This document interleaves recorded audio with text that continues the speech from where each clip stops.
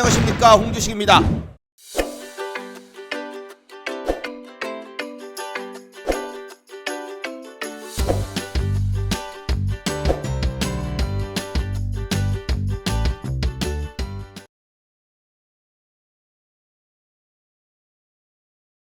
자, 올 1년이 또 지나가고 있습니다. 올 한 해 동안 홍주식을 구독해주신 여러분, 시청해주신 여러분, 깊은 감사드립니다. 내년에도 여러분의 주식 실력 향상과 수익을 위해서 더욱더 열심히 노력하는 홍주식이 되겠습니다. 이에 따라서 2022년 내년도 이제 유망 섹터 전망을 시리즈로 말씀드리고, 이에 여러분의 수익을 위해서 1분기 회원 모집을 실시를 합니다. 그동안 여러분과 이 시청자 종목 상담 등을 통해서 소통을 하였는데, 주린이 여러분의 특징이 뭔지를 알았어요. 보면은 같은 종목이라도 어디서 사고 어디서 팔고 또 언제 사고 언제 팔고를 몰라서 수익을 좀 못 낸다, 이런 결과를 좀 알게 되었습니다. 같은 종목이라도 보면 좋다 하면은 거의 대부분이 한참 좋다는 얘기가 나오고 저 꼭대기에서 사요. 그러면 이제는 다 올랐거든요. 조금 더 올랐다가 수익이 조금밖에 안 났으니까 안 팔고 있으면 또 이게 이렇게 떨어져서 나중에는 이제 손실로 이어지는 이런 결과가 나는데, 항상 처음에 좋다고 했을 때 또는 또 이 눌림 자리 또는 이제 바닥에서 시작하는 자리, 자 이럴 때에 좀 들어가서, 혹은 뭐 올라가기 시작하는 초입이라도 들어가서 수익이 나고 또 좋다 했을 때는 팔고 나오는, 이러한 이게 매수 타점과 매도 타점이 여러분들이 좀 몰라서 못하는 게 아닌가, 이런 생각이 듭니다. 이런 부분을 좀 없애고자 회원 모집을 통해서 여러분의 수익을 위해서 이제 본격적으로 종목에 대해서 관리하고 수익 날 수 있도록 할 것입니다. 제가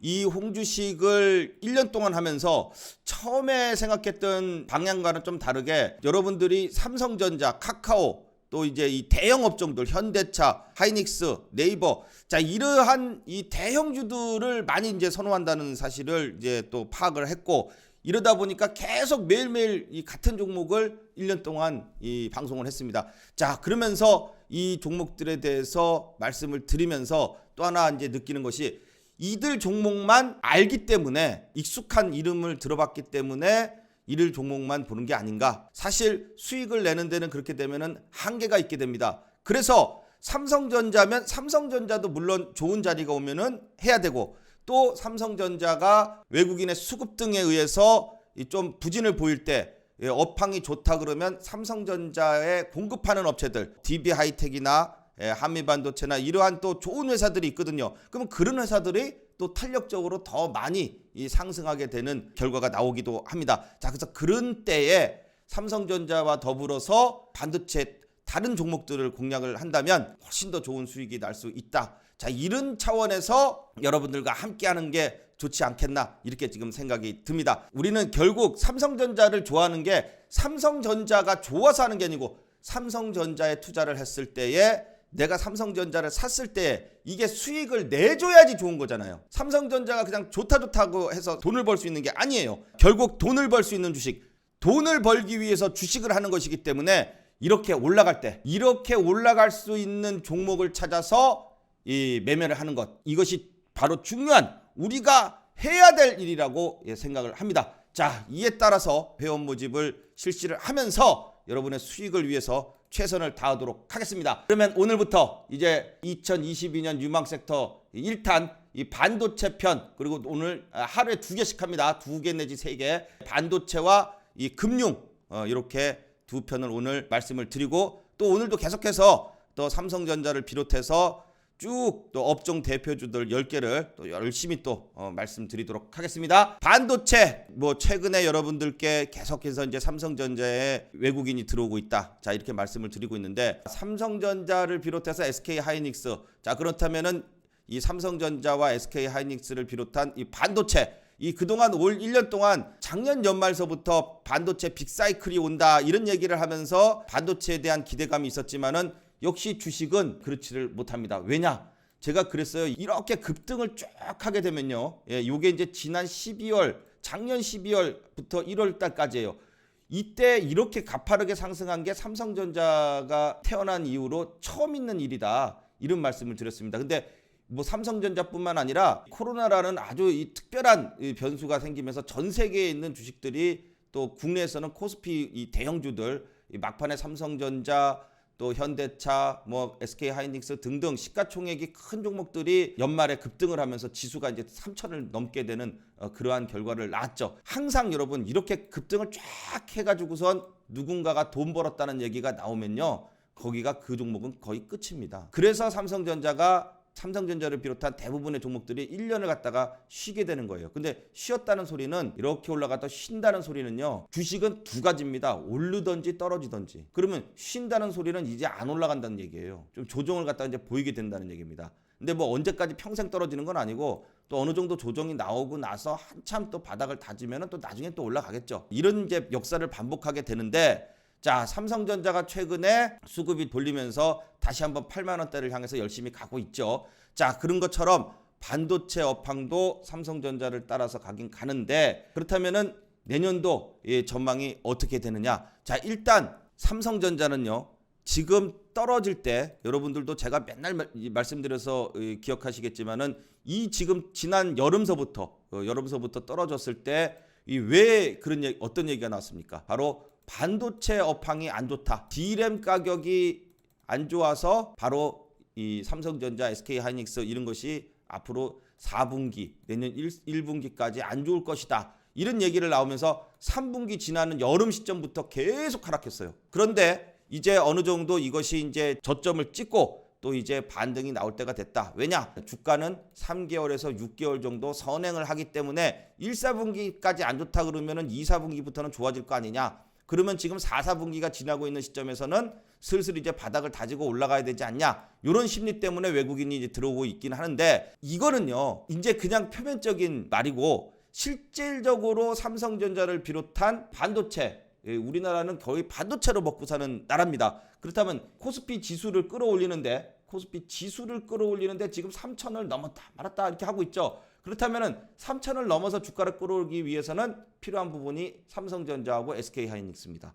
결국 시가총액 1등, 2등, 그중에서 특히 삼성전자 한 종목만으로도 우리나라 코스피 지수를 들었다 놨다 할 수가 있어요. 외국인이 코스피 지수를 들었다 놨다 할 수 있는 이유는 삼성전자를 꽉 잡고 있기 때문입니다. 그러면 봐요. 삼성전자가 살아날라 그러면은 메모리만으로는 못 갑니다. 이제 메모리는 떨어뜨리기 위한 구실이었고, 결국은 삼성전자가 어떤 성장성을 가지고선 갈라 그러면은 바로 비메모리, 파운드리, 이 업황이 경쟁력이 있어야지 된다. 파운드리 쪽에 투자를 한다는 얘기가 많이 나와야지 된다. 결국은 대만의 TSMC가 있어요. 그죠? 이 회사가 이제 전 세계 파운드리 비메모리 반도체 1등 회사죠. 여기에 이제 삼성전자가 2등이니까 1등을 따라잡기 위해서 열심히 투자를 하고 노력을 하겠다 하고 이제 맨날 이재용 부회장이 얘기를 하는 거죠. 자, 그러면 이 부분이 이제 어느 정도 어떻게 전망이 되냐면, 지금 삼성이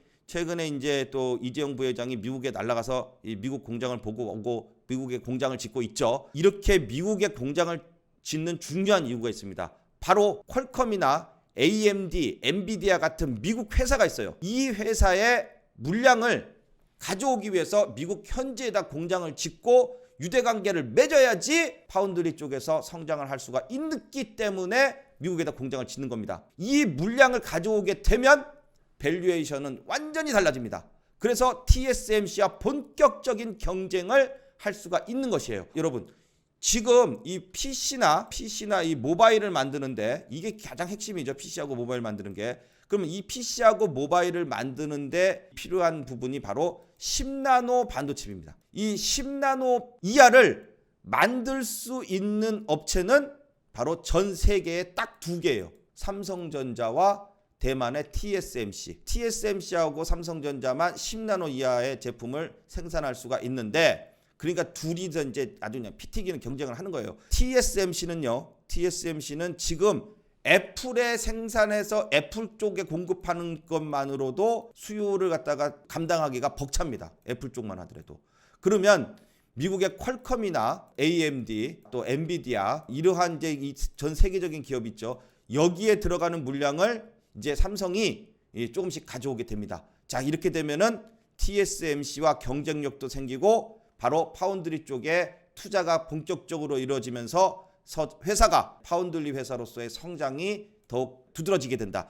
이러면서 주가는 올라가는 겁니다. 그렇다면 우리는 여기서 어떤 것을 전망할 수 있겠습니까? 삼성전자가 미국에 공장을 짓고 이렇게 되면은 반도체 종목 중에서는 어떤 종목을 해야겠어요? 바로 파운드리 업체들. 파운드리 업체들에 관심을 가져야 되고요. 파운드리 업체 쪽에서도 특히 미국의 현지 공장을 가지고 있는 종목들, 회사들. 자, 그리고 또 삼성이 미국에 공장을 짓을 때 거기에 직접적으로 장비를 공급하는 업체들, 장비 공급 업체들, 장비 업체들.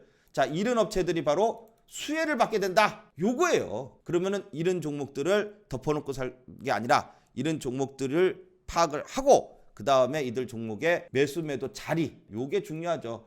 아까도 말씀드렸듯이 어디서 사서 어디서 매수를 해서 어디서 팔 것인가. 그냥 마냥 주야장창 들고 있다 그래가지고 좋은 게 아닙니다. 주가는 올랐다 내렸다 이렇게 움직이죠. 그러면은 이게 올라갈 때 잘 사서 또 떨어질 때 잘 팔고 또 떨어질 때 잘 사서 이렇게 구간을 잘 선택을 해서 샀다 팔았다를 해야 수익을 극대화될 수 있지. 그냥 갖고 있기만 하면 어떻게 돼요? 결국은 시간이 지나서 보면은 마이너스가 나거나 아니면은 수익이 조금밖에 안 나는 결과가 나올 수 있다는 겁니다. 자, 그래서 이 매수 매도 자리 이것을 갖다가 기술적인 분석, 현재 장세에 따른 분석 이런 것 등을 통해서 여러분과 함께 하는 것이 바로 수익에 도움이 되겠다. 이렇게 지금 생각을 합니다. 또 이 반도체에 대한 쇼티지 이 부분은 그러면 이제 해소가 되느냐? 그거는 미국의 마이크론이라는 회사를 보면은 알 수 있습니다. 미국의 마이크론 회사가 이 반도체 회사인데 자, 우리나라의 삼성전자 또 SK 하이닉스하고 많이 비교를 하고 견주고 있죠. 반도체 공급 부족이 좀 완화된다고는 하는데 아직은 정상은 아니에요. 그렇다면은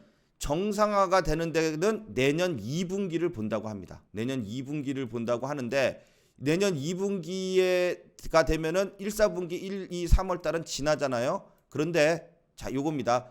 1, 2, 3월 달까지 반도체 부분이 미리 선반영을 하기 때문에 2분기부터 좋다고 하면 4, 5, 6이 좋다는 얘기인데 그러면 4월 달 돼가지고 좋으니까 난 이때 들어가야지 그러면은 이미 다 선반영 돼가지고 주가는 또 올라가 있을지도 모른다는 얘기예요. 그래서 2분기 때에서는 다시 점검을 봐야 돼요.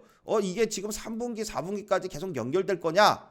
아니면 이제 여기까지가 또 좋고 그 다음부터는 또 뭐 안 좋다 이렇게 될 거냐? 이거를 분기별로 잘라서 타이트하게 볼 필요가 있습니다. 왜냐? 우리가 먼저 당했잖아요. 이렇게 올려놓고선 이 꼭대기에서 무슨 얘기가 나와요? 삼성전자 주가를 갖다 9만 원까지 올려놓고선 한다는 얘기가 내년에 반도체 빅사이클이 오니까 더 좋다 더 좋다.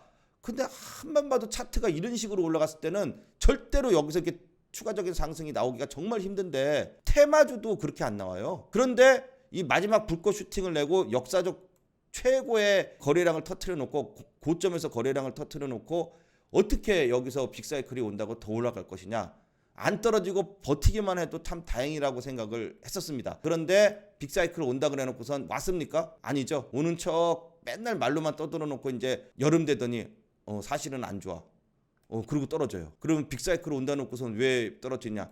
그건 그때 얘기고 지금은 또 달라. 이렇게 된단 말이에요. 그러면은 3월 달까지는 일단 선반영 돼 가지고 좋다고 하는 게 4월 달부터 좋다고 했으니까 주가가 이제 반등이 나오고 그리고 1, 2, 3월 달도 지나면서도 봐야 돼요. 주가는 이제 자꾸 변동성 있게 움직이니까. 그러니까 매수 매도 시점이 중요하다고 얘기를 말씀을 드리는 거고 그리고 나서 1, 2, 3월 달이 지나면서 2분기가 될 때 이때 진짜 만약에 올라갔다면 2분기 때는 다시 한번 또 점검을 해볼 필요가 있다는 겁니다. 진짜로 그게 더 좋아질지 아니면 또 그때 가서 또 딴 얘기가 나올지 그것은 얘기를 들리는 업황에 대한 얘기는 이미 나중 얘기예요. 미리 주가의 수급이라든지 차트는 미리 선반영을 합니다. 차트가 꺾이는지 안 꺾이는지 또 외국이나 기관의 수급이 들어오는지 안 들어오는지 이게 먼저예요. 이게 먼저고 그리고 나서 주가가 이제 이만큼 떨어지면은 이거 왜 떨어지지? 그러면 사실은 안 좋아.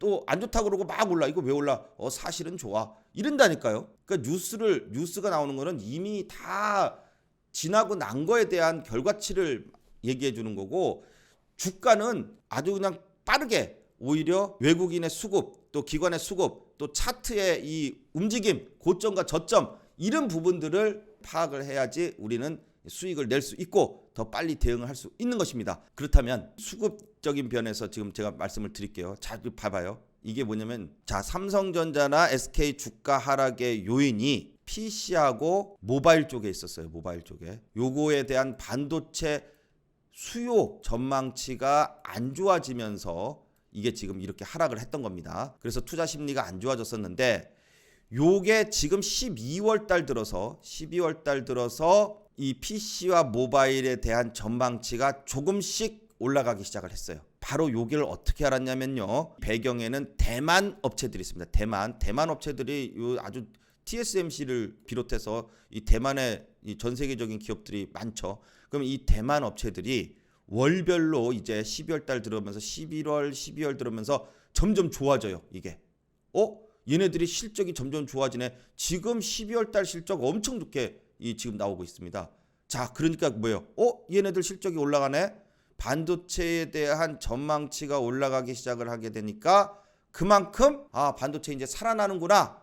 아직은 정상화는 아니지만 정상 수준까지는 끌어올리지 못했지만은 지금 이제 막 올라가고 있기 시작을 한 거예요. 그러니까 이거 이제 이렇게 되면은 곧 정상치에 도달할 거고 그렇게 되면은 주가는 더 올라갈 수 있겠구나. 요렇게 지금 딱 판단이 내리면서 요거를 먼저 누가 알겠어요? 우리가 어떻게 알겠어요?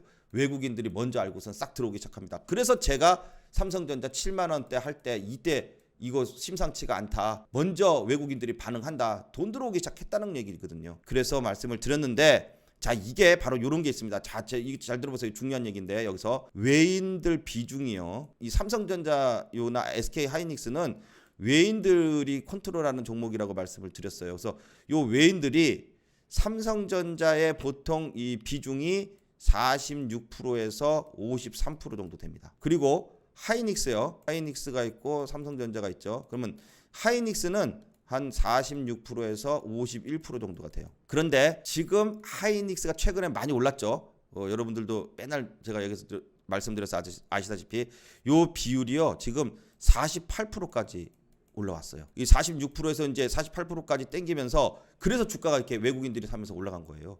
그렇게 많이 샀는데 2% 올라간 거예요. 48%. 그러면 앞으로 51% 상단치까지 이 상단이 51% 정도 되는데 상단치까지 올린다는 전망이 나오게 되면은 주가는 하이닉스는 더 올라갈 수 있겠죠. 그런데 삼성전자는 이제 46%에서 지나가기 시작을 했어요. 그러면 어떻게 해요? SK 하이닉스도 올라가고 삼성전자도 올라갈 수 있는 외국인들이 살 수 있는 전망치가 앞에 많이 남아 있죠. 바로 이겁니다. 그래서 삼성전자가 하이닉스보다 상대적으로 좀 덜 올랐잖아요. 삼성전자는 이제 중심선 넘어서 가기 잡고 하이닉스는 바닥에서 쭉 올라왔잖아요. 벌써 한 30% 정도 올라왔잖아요. 바닥권 대비. 그죠? 그러니까 하이닉스가 그만큼 외국인들이 지분이 많이 늘어나면서 주가를 끌어올렸기 때문에 상대적으로 삼성전자도 이제 외인의 수급 지분율로만 본다면 더 들어갈 수도 있다. 이렇게 나오는 겁니다. 아셨죠? 자, 그래서 특히 또 SK 하이닉스는 미국의 마이크론과 많이 비교를 합니다. 같은 반도체 회사이기 때문에 마이크론과 비교해서는 덜 올랐어요. 근데 이것은 사실 이제 이 전반적인 주식시장 영향과 이제 좀 밀접한 관계가 있죠. 미국장은 연일 신고가 치면서 계속 이렇게 올랐어요. 그렇죠? 근데 우리 시장은 어때요? 이렇게 되죠. 우리 시장은 이렇게까지 같이 올랐어. 그러고 나가지고 지금 어떻게 해요? 이러고 있잖아요. 3,000포인트까지 올랐어. 딱 오르고선 그 다음에 지금 이러고선 3,000 넘었다가 3,000 부분, 여기 3,000이면 3,000 부근에서 지금 올랐다 내렸다. 전일에 또 3,000까지 올라갔다가 오늘 또 2,989.4 여기까지만 왔어요. 이런 식으로. 근데 미국장은 전고점을 돌파해가지고 계속해서 이제 이렇게 올라가기 때문에 이러한 장세의 영향 때문에 SK 하이닉스가 미국의 이 마이크론에 비해서는 주가의 지수의 영향을 좀 받았다. 이렇게 지금 볼 수 있는 거죠. 이제 반도체에 대한 전망 중에 그러면 어떤 쪽으로 좀 봐야 되느냐? 2022년도에 이 종합 반도체 회사가 있고요. 종합 반도체 회사는 어디입니까? 삼성전자, 또 SK 하이닉스 이런 게 이제 종합 반도체 회사예요. 자, 그다음에 반도체 장비 쪽이 있고요. 그다음에 소재 쪽이 있어요. 자, 뭐 부품, 뭐 소부장이라고 하는데 그러면 이 중에서 가장 점수를 많이 주게 되면은 어느 쪽에 점수를 많이 줄 수 있느냐면 바로 장비 쪽입니다. 투자를 하게 되면은 가장 먼저 그 공장을 짓게 되는데 투입이 되는 게 바로 장비 업체이기 때문에 그래요. 장비 업체이기 때문에. 장비 쪽으로 들어가기 시작하면은 그 장비 중에서도 어떤 장비? 예, 바로 파운드리 장비 업체에다가 일단 점수를 먼저 줍니다. 그래서 특히 삼성전자의 이 북미 투자 여기에 수혜를 받을 수 있는 업체, 예, 요것을 선별해서 점수를 주는 것이 좋다. 이렇게 말씀을 드리고요. 그 다음에 소재 쪽은요. 소재 쪽은 바로 뭐예요? 신제품을 출시하는 업체들. 예, 요게 좀 중요합니다. 예, 신제품을 출시하는 업체들을 또 선별을 해서 선별적으로 잘 매수 매도를 해야지 또 수익을 낼 수 있다. 이렇게 되고요. 그 다음에 이제 또 하나가 있습니다. 마지막으로 중요한 것이 이제 이 반도체 중에서 DDR. 이제 DDR4에서 DDR5로 이제 넘어갑니다. 그러면 이게 왜 좋냐면요. 이게 이유가 있어요. 이게 왜 좋냐면 잘 봐요. DDR4에 비해서 DDR5가요. 요게 한 칩 사이즈가 10% 정도에서 한 15% 정도가 더 큽니다.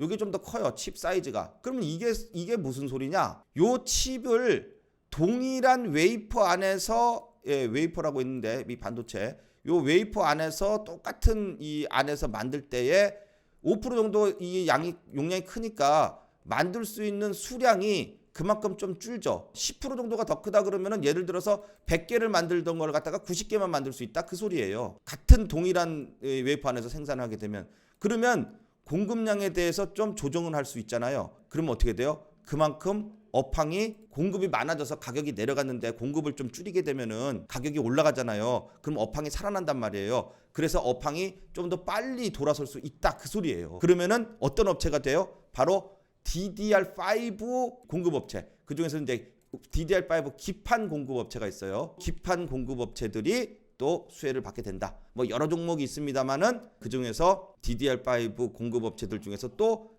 자리가 오는 종목들. 자, 바로 이러한 종목들이 수혜를 받게 된다. 자, 그러면서 내년 삼성전자의 실적, 올해의 실적이 52조 8천억 정도가 예상이 된다고 합니다. 올 1년 동안 했던 게 4분기 실적까지 합해서. 그러면은 내년에는 이것보다 많은 1년 동안의 실적을 55조를 정도를 이제 증권사에서 전망을 한다고 하는데 이런 부분들이 해결이 되면은 55조를 훨씬 더 뛰어넘을 수도 있지 않을까라고 생각을 합니다. 자, 이렇게 해서 제가 생각하는 반도체에 대한 부분들을 쭉 이제 좀 나열을 해서 여러분께 말씀을 드렸는데 이러한 부분에 입각을 해서 정말 이렇게 되는지를 봐야 돼요. 그러면서 항상 중요한 이 수급, 이 외국인이 들어오고 기관이 들어오고 그 다음에 차트, 이거에 따른 차트 분석 이것이야말로 같은 종목이라 그래도 수익을 어디서 사서 어디서 파느냐에 따라서 수익이 달라질 수 있고 손실 날 거를 수익으로 돌릴 수 있는 중요한 원천이 된다. 자, 그렇게 해서 여러분들과 함께 앞으로 내년 1년 동안 홍주식을 더욱더 열심히 만들고 여러분께 수익을 드리기 위해서 최선을 다해서 열심히 노력하겠습니다.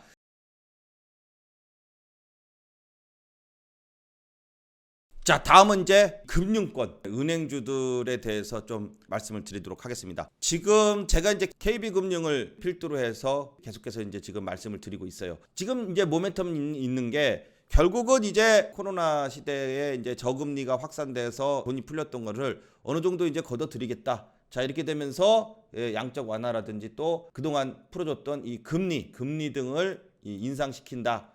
요게 이제 불가피한 이유가 된다라는 것이죠. 그동안 뭐 미국도 마찬가지지만 일단 제일 전 세계에 이제 미국이 중요하죠. 미국이 그 재정을 통해서 돈을 풀었잖아요. 그러면은 한국은 재정이 아니라 은행을 통해서 돈을 풀었어요. 그래서 가계 부채가 많이 늘어났습니다. 그래서 지금 한국의 상황은, 그러니까 국내 상황은 어느 나라보다도 조금 불안정성이 있어요. 재정을 통해서 돈을 풀지는 않았기 때문에 국내에서 먼저 이 금리 인상이 이제 시작이 된 겁니다. 왜냐하면 가계 부채가 너무 늘어나다 보니까 좀 불안하다 이런 심리가 작용을 해서 먼저 은행을 금리를 올려서 최근에 이제 금리가 올랐고 내년에도 금리 인상이 한두 차례 정도 더 있을 것이다 라고 지금 예견을 하고 있죠. 자, 그런데 중요한 것은 뭐예요? 미국이에요. 그럼 이 미국의 이제 금리가 이제 언제 인상을 할 거냐? 지금 보면은 연준에서 기준금리 인상 시기를 내년도 6월로 앞당겨질 전망이다라고 이제 전망치를 내놨어요. 그러면은 연준이 내년 중 기준금리를 이 세 차례 뭐 인상한다. 뭐 이런 지금 얘기들을 하고 있죠. 그러면은 어떤 종목들이 올라가겠어요? 당연히 은행주. 그래서 지금 투자업계에서는 은행주를 매수할 것을 권한다. 이런 분위기입니다. 그러면서 지난 이 3분기부터 지금 3분기부터 4분기 또 내년 1, 4분기 이때까지의 또 이제 기대감 때문에 외국인들이 여기서 사기 시작을 한 거예요. 자, 특히 이제 미국 은행 같은 경우에도 이 3월 이후에 순이자 마진이 이제 당연히 금리가 굉장히 싸기 때문에 낮아졌지만은 대출을 많이 해갔단 말이에요. 지금 대출을 엄청 많이 해갔죠. 그런데 여기에 이제 금리가 오르게 되면 대출은 많이 해갔지. 이걸 갚으려고 그러면은 언제 갚겠어요? 한참 있어야지 갚을 수 있을 텐데 금리가 이제 먼저 오르기 시작을 합니다. 그러면은 은행들 실질적인 실적은 올라가게 된다. 그래서 금리 인상에 따른 은행들의 실적이 크게 개선될 것이다. 이러한 기대감 때문에 주가의 상승을 예상을 할 수 있고 이에 따라서 외국인과 기관이 수급이 들어오고 있다는 것이죠. 미국 연준의 정책하고 그 다음에 국내 우리나라의 금리 인상 정책을 한번 보시게 되면은 어떤 경우는 같습니다. 정책 방향으로 볼 경우에 금리 인상은 당연한 것이고 그로 인해서 은행주에 지금 주목을 해야지 된다. 이러한 결과가 나옵니다. 그런데 이것이 제가 볼 때는 계속적으로 이제 올라간다기보다도 올 하반기 지금 서서히 상승 곡선을 그리고 있죠. 자, 여기에 따라서 내년 1, 4분기 정도까지 2, 4분기가 돼서 실질적으로 이제 이 금리 인상이 단행이 되고 금리 인상에 대한 결과가 좀 빨리 이제 나오게 되면은 주가는 그때부터는 또 조정권으로 들어선다든지 오른 거에 대해서 이제 또 차익 실현 물량이 나온다든지 이렇게 될 가능성이 있기 때문에 일단 1, 4분기 또 2, 4분기가 됐을 때는 좀 주가의 그때 현재의 위치나 수급 등을 또 살펴봐야지 됩니다. 이렇게 지금 저는 보고 있고요. 그 다음에 이 미국 은행주는 지금까지 이제 지속적으로 좀 꾸준히 이제 이런 기대감 때문에 올라왔어요. 자, 그래서 미국장하고요. 미국의 이제 이 나스닥 지수라든지 미국 장하고 국내 코스피 지수, 국내 시장하고는 그동안 어떻게 해요? 언밸런스죠. 그러니까 디커플링이라 그래요. 디커플링. 미국 장은 이렇게 계속 올랐어요. 그죠? 그런데 우리 시장은 어떻게 해요? 이렇게 오르다가 여기서 3,000 넘어간다부터는 이렇게 지금 이러고 있죠. 얘네는 계속 올랐어요. 신고가 내면서. 근데 우리는 오르다가 말았어요, 지금. 그죠? 그래서 여기서부터 이제 디커플링이 일어난 거예요. 작년까지는 2020년도까지는 계속 같이 이제 쭉 전 세계가 이제 폭락이 3월 달에 코로나 때문에 나왔다가 다 같이 올랐어요. 그리고 나가지고 2021년 들어와서는 미국장은 2021년 동안에도 계속 올랐는데 우리 시장은 2021년 들어서는 오른 거에 비해서 이 3,000포인트 넘어서 역사적 신고점을 쓴 이후에 그 다음에 어떻게 했어요?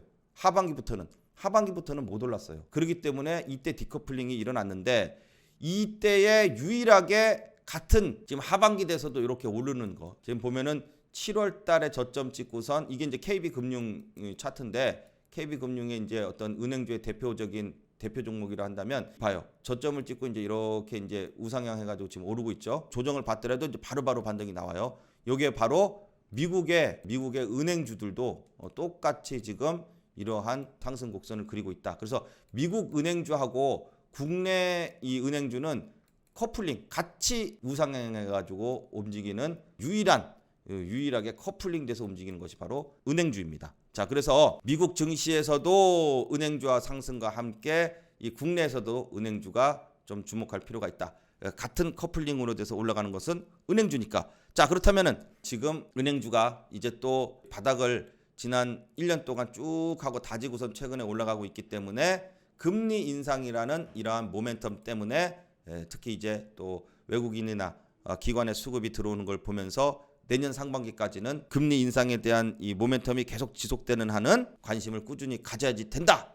이렇게 지금 보고 있습니다. 그래서 KB금융과 더불어서 또 신한지주, 또 하나금융지주, 또 우리은행 등등 이 은행주들, 자, 특히 이들 중에서도 또 바닥권에서 수급이 많이 들어오는 종목들, 이런 종목들로 공략을 한다면 또 좋은 수익이 날 수 있을 것이라고 보고 있습니다. 자, 이렇게 해서 내년 1년 동안 또 여러분들과 또 열심히 홍주식을 운영하면서 함께 달리도록 하겠습니다. 자, 홍주식과 함께 하실 분들, 자, 위에 전화번호에 문자로 회원 문의라고 적으셔서 보내주시면 잘 설명드리고 안내해 드리도록 하겠습니다. 자, 최선을 다해서 여러분의 수익을 위해서 열심히 노력하겠습니다.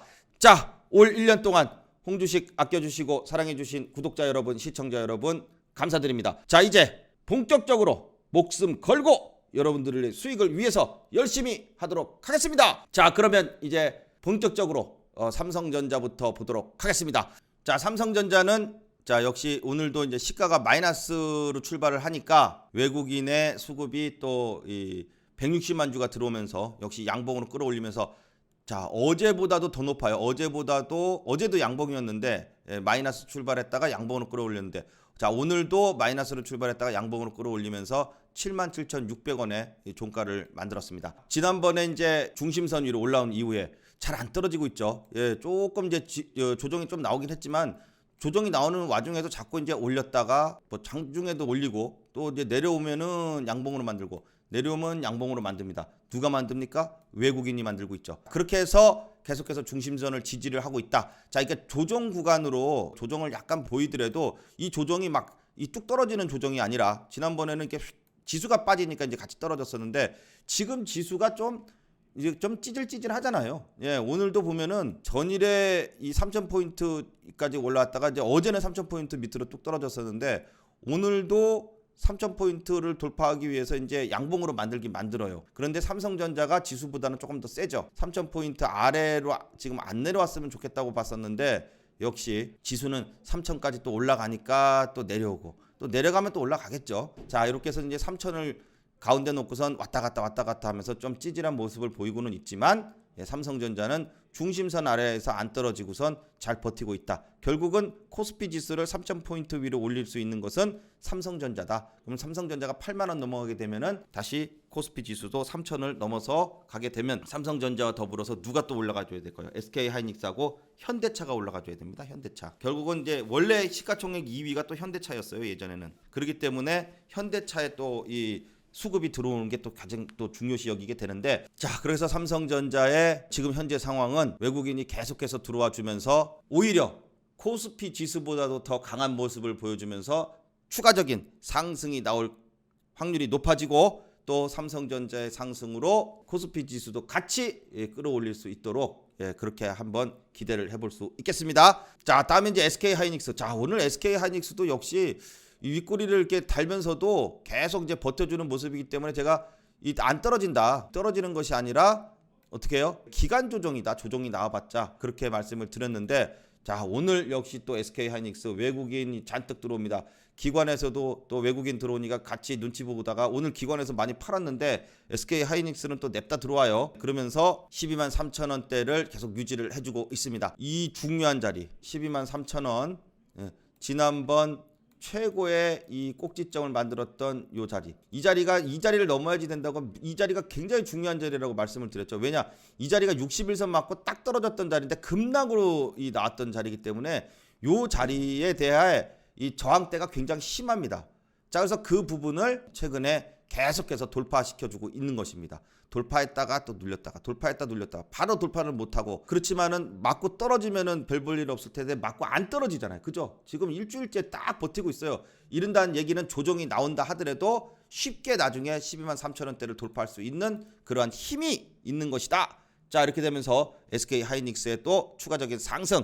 아까 또 제가 반도체 그 전망 시간에도 삼성전자, SK하이닉스를 필두로 해서 반도체에 대한 전망치를 좀 말씀을 드렸지만은 하이닉스도 추가적인 상승을 한번 기대해 볼 수 있겠습니다. 자, 그 다음에 현대차요. 현대차가 살아나야 됩니다. 사실 코스피 지수의 이 결정적인 끌어올리는 데에 이 삼성전자 더불어서 또 최고의 견인차 역할을 해줄 수 있는 게 현대차예요. 그런데 아직은 수급이 좀 삐리삐리하고 있지만 그래도 안 떨어집니다. 참 이 부분이 감사하게 생각을 합니다. 현대차로서는. 현대차가 보면은 수급이 외국인 수급이 참 없어요. 일주일 동안 한 번 들어오고 일주일 팔고 한 번 들어오고 일주일 파는데 들어오는 물량도 쬐끔인데 그런대로 또 주가는 버티면서 20만 원대 위에서 지금 계속해서 머물러 있는 모습이 그나마 다행입니다. 오늘은 또 조금 이 기관과 외국인의 매도가 좀 나왔죠. 나와주면서 주가가 조정을 좀 보이고는 있지만 21선 위에 지금 있고 위에 이제 이 121선이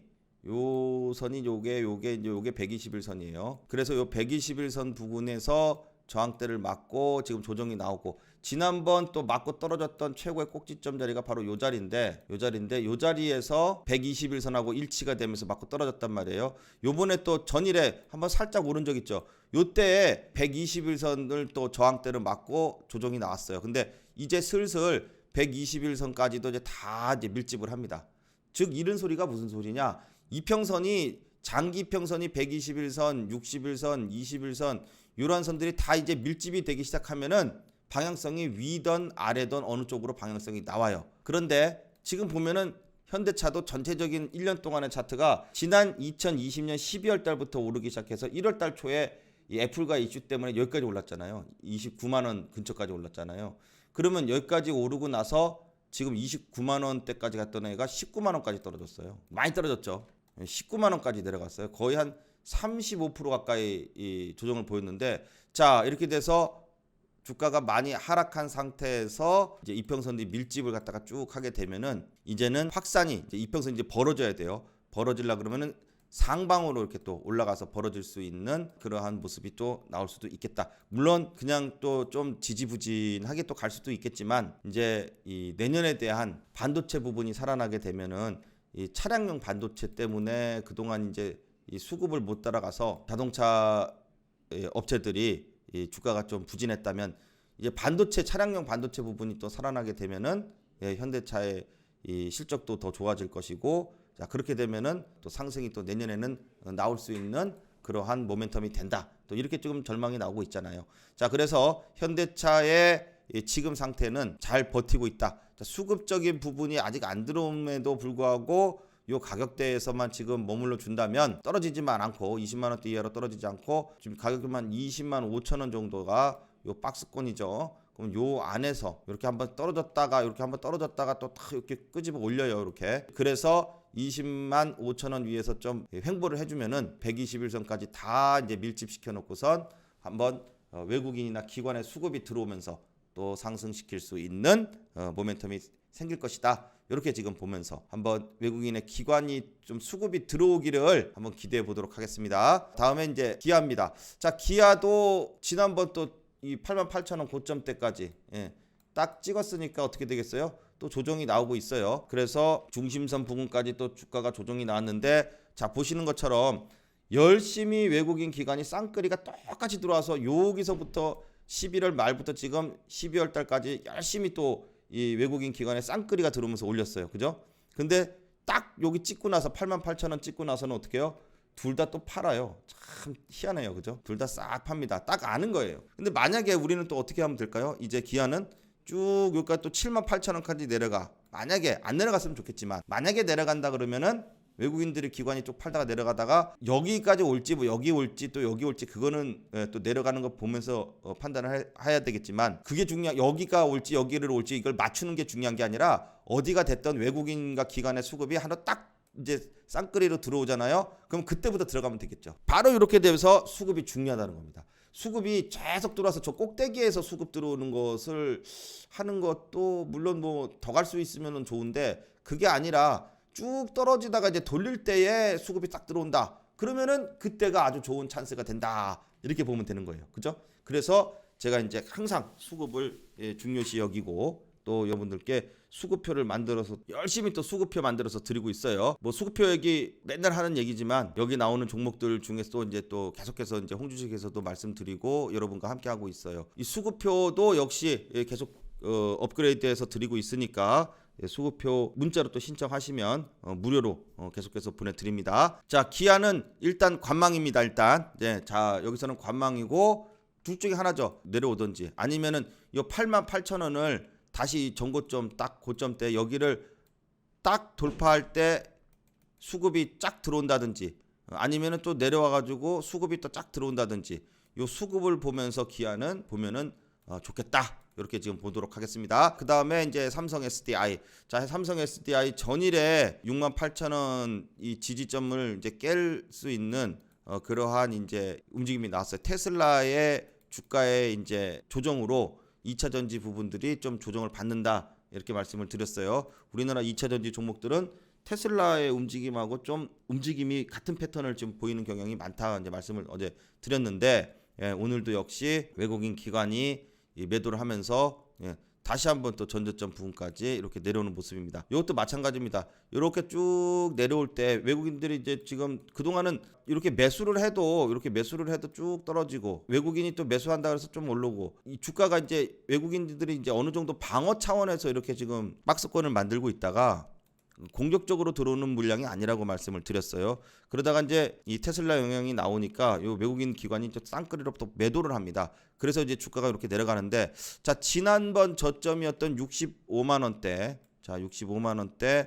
이 부분이 이제 또 지지선이 될 수 있기 때문에 이제 기술적으로 또 좀 내려서 엔벨로프 근처 또 65만 원 전저점 근처까지 오게 되면은 단기 반등은 또 볼 수 있겠죠. 그래서 지금 떨어지는 거에 대해서 너무 걱정하지 마시고 또 이렇게 내려오다가 외국인이 수급이 또 다시 들어오기 시작을 하면은 주가는 또 다시 반등을 나올 것이다. 그래서 계속해서 이제 뭐 이렇게 또 떨어진다 그래가지고 막 쭉쭉 떨어지거나 그런 건 아니기 때문에 다시 한번 65만 원대를 지지선으로 보고 또 조만간 또 금세 또 올라와서 70만 원대 위로 복구를 할 수 있을 것이라고 보면서 일단은 지금 관망입니다. 저는 이제 어쨌든 삼성 SDI를 내년에는 좋게 보고 있는데 지금 요 자리에서는 올라가고 있을 때도 그냥 관망이다라고 이제 말씀을 드렸어요. 그래서 아직까지는 계속 관망적인 모습으로 보겠다. 자, 다음은 이제 카카오입니다. 자, 카카오가 좀 이제 비실비실 되면서 그동안 12만 원대 저점을 박스권을 좀 유지를 해줬으면 좋겠다고 말씀을 드렸는데 지난 기간 동안에 외국인이 꾸준히 이렇게 매수를 했지만 60일선을 돌파해서 추가적인 상승을 하지 못하니까 또 조금 내립니다. 사실 이 폭이 그렇게 크지는 않아요. 떨어져도 이제 그렇게 큰 폭은 아니기 때문에 뭐 체감상 이렇게 막 크게 떨어졌다고는 볼 수는 없지만 올라갈 자리에서 못 올라가기 때문에 약세를 보인다 이렇게 지금 말씀을 드리고 있습니다. 올라갈 자리는 어디였어요? 60일선을 다 밀집시켜 놓고선 이때였어요. 이때 여기서 이제 60일선을 돌파해서 이렇게 올라가야 되는데 그러지를 못하고선 이렇게 내려가기 때문에 점점 주가의 형태가 좀 지루한 그런 모습으로 지금 펼쳐지고 있습니다. 그렇다고 뭐 특별한 악재가 있거나 특별하게 실적이 안 좋거나 그래서 이제 막 확 꺾어지거나 그런 것도 아니에요. 그래서 그냥 서서히 약세를 보이고 있기 때문에 지루한 흐름을 보이고 있다. 거기에는 외국인의 수급이나 기관의 수급도 집중적으로 들어오지 못하고 있는 것이죠. 또 이 정도 내렸잖아요. 어제 좀 많이 내렸죠. 그러니까 오늘은 또 외국인이 들어와요. 어느 정도 주가를 계속 막 떨어뜨리는 쭉쭉쭉 이렇게 떨어뜨리는 것이 아니라 설검설검 이렇게 좀 내렸다가 올랐다가 이만큼 떨어지고 이렇게 오르고 이만큼 떨어지고 이렇게 오르고 이런 식이에요. 지금 지루하죠. 그런데 차라리 그냥 확 떨어지면은 급반등이라도 나오지 이제 그것도 아니고요. 그래서 지금은 또 이제 이렇게 지루하게 움직임을 보이면서 또 올라갈 때도 지루하게 돼서 이렇게 또 올라갈 수도 있어요. 어떤 움직임을 또 보일 수 있을지 지금은 관망의 자세다. 이렇게 지금 계속해서 말씀을 드리고 있습니다. 오늘은 외국인이 또 16만 주가 들어와 주면서 일단 전일의 저점을 지지하는 양봉이 나와줘서 그나마 다행이다. 자, 그렇다면 빠른 12만 원대 위로 복구를 해주면은 다시 또 깨는 지지로 인정을 하고 21선 넘어갈 수 있는 자리를 만들어 줄 수 있는데 최근에 캔들의 이 움직임도 굉장히 작고요. 어느 정도 카카오가 지금 조정기를 맞고 있다. 자, 이렇게 되면서 좀 관망하면서 자, 일단 12만 원대 위로 복구해 주기를 한번 기대해 보도록 하겠습니다. 다음은 네이버입니다. 자, 네이버도 지금 계속 외국인의 수급이 좀 별로죠. 외국인의 수급이 지금 좀 계속 매도세가 있고 기관에서는 좀 들어오다가 오늘은 또 조금 매도에 나왔어요. 자, 계속해서 이 21선을 따라서 얘도 마찬가지예요. 40만 원 넘어줘야 되고 그 다음에 요 중심선도 넘어줘야지 아주 좋은 플레이가 나오는데 자, 지금은 21선을 따라서 21선이 지금 우하향을 해서 이렇게 내려가고 있는데 21선을 따라서 반등 나오다가 내려가고 또 반등이 나오려다가 또 내려가고 이제 이런 모습을 보이고 있습니다. 아직까지는 네이버도 안망이다. 아예 전 저점 부분까지 이렇게 탁 내려간다든지 아니면은 21선 위로 이렇게 40만 원 위로 이제 반등을 준다든지 이런 모습이 나야 이제 또 네이버에 대해서 이 움직임을 예상할 수 있는데 지금은 관망이다. 자, 그래서 전 저점 부근 또는 또 40만 원 위의 상승 요 두 가지 포인트에서만 또한 액션이 좀 필요하고요. 지금은 조금 지켜보도록 하겠습니다. 자, KB금융요. 자, 금융주들 뭐 계속해서 이제 양호한 흐름을 보이고 있는데 오늘 지수가 좀 조정을 받으면서 어제는 좀 내렸는데 오후 돼서 또 다 끌어올리면서 아랫꼬리를 딱 달고 또 보합권에서 이렇게 마감을 해줘요. 참 역시 강한 모습을 보여주고 있습니다. 자, 외국인도 오늘 조금 매도를 했어요. 근데 뭐 물량이 크지는 않고 계속해서 21선 55,000원이라는 중심선 위에서 계속해서 횡보를 보이고 있다. 자, 이제 전고점을 58,000원대를 일단 여기까지 올라왔기 때문에 좀 쉬어가야 됩니다. 그래서 좀 조정이 나오더라도 55,000원만 안 깨지고선 있으면 이 안에서 외국인이 좀 샀다가 살 때 또 많이 사요. 또 팔아요. 샀다 팔았다를 반복을 하면서 주가가 유지를 시켜주면은 금리 인상에 대한 또 이 호재 또 모멘텀이 있기 때문에 추가적인 상승을 한번 기대해 볼 수 있겠습니다. 자, 하나금융지주도 역시 최근에 이 반등이 계속해서 지금 좋아지고 있죠. 자, 처음에는 이제 외국인이 들어와서 이렇게 21선까지 끌어올리고, 그 다음에 최근에는 또 기관이 또 쭉 들어오면서 중심선을 돌파하기 위해서 계속해서 노력하고 있다. 자, 그래서 오늘은 또 중심선 위에 이제 또 살짝 걸쳐서 올라오기 시작을 했어요. 외국인이 들어오기 시작을 했고요. 기관에서는 좀 더 쉽니다. 이게 좋다 그랬어요.